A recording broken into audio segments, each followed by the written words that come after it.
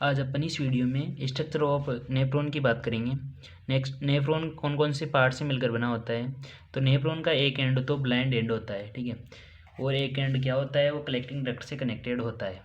एक and collecting duct से connected होता है। जो ब्लाइंड एंड होता है उसको ग्लोमेरुलस के नाम से जानते हैं। जो क्या होता है, ये थिनी कैपिलरी से मिलकर बना होता है। जो जैसे एफरेंट जो आर्ट्रियोल होता है वो एंटर करती है हीलियम के थ्रू किडनी के अंदर, तो ये क्या करती है, ये डिवाइड हो जाती है। डिवाइड छोटी छोटी कैपिलरीज में डिवाइड हो जाती है, जो ग्लोमेरुलस का फॉर्मेशन करती है। इसका दूसरा नाम है Bowman capsule. Bowman capsule then जो ये उसके बाद में आता है इसके प्रोक्सिमल कॉन्वलेटेड ट्यूबल, इसी के नेफ्रॉन का पार्ट होता है ये भी। उसके बाद प्रोक्सिमल कॉन्वलेटेड ट्यूबल के बाद में आती है Helen loop.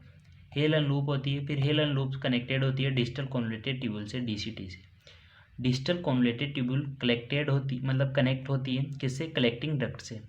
Collecting duct then pyramid, medullary pyramid से कनेक्टेड होती है, और फिर वो माइनर कैलिक्स, मेजर कैलिक्स और रेनल पेल्विस, देन यूरेटर के थ्रू फिर ये यूरेनरी ब्लैडर से एंड देन यूरेथ्रा से कनेक्टेड होती है।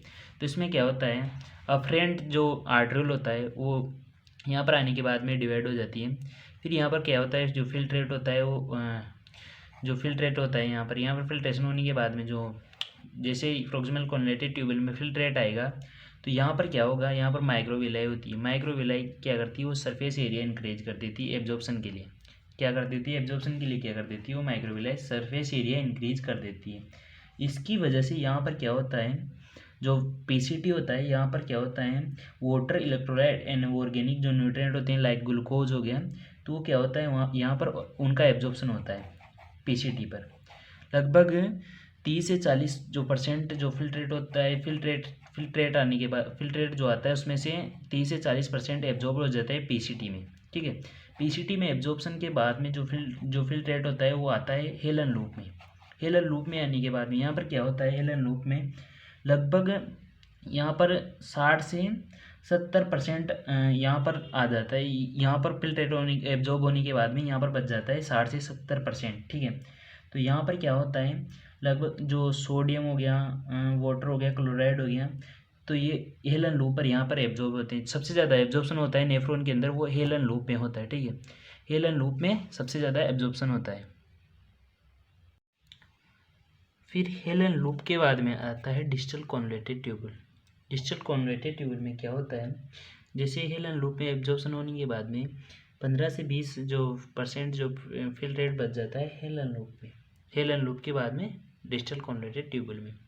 फिर यहाँ पर डिस्टल कॉन्वलेटेड ट्यूबल पे क्या होता है, यहाँ पर जो फिल्ट्रेट आता है वो बहुत डिफरेंट होता है। यहाँ पर एब्जॉर्प्शन होता है, फिर यहाँ पर एब्जॉर्प्शन होता है इलेक्ट्रोलाइट का, जो सोडियम जो इलेक्ट्रोलाइट स्पेशली जो सोडियम जो इलेक्ट्रोलाइट है उसका एब्जॉर्प्शन होता है यहाँ पर डिस्टल कॉन्वलेटेड ट्यूबल में। जो जो बाकी रहता है वो यहाँ पर डीसीटी पे एब्जॉर्प्शन हो जाता है। उसके बाद में वो जो वेस्ट मटेरियल होता है कलेक्टिंग डक्ट के थ्रू, यहाँ पर क्या होता है, कलेक्टिंग डक्ट में भी एब्जॉर्प्शन तो होता है। जैसे बॉडी रिक्वायरमेंट होती है वैसे वाटर का एब्जॉर्प्शन कलेक्टिंग डक्ट में हो जाता है। देन जो वेस्ट मटेरियल होता है वो कलेक्टिंग डक्ट से रेनल जो पिरामिड से रेनल उसके थ्रू यूरेथ्रा के थ्रू वहाँ से उससे बाहर निकल जाता है।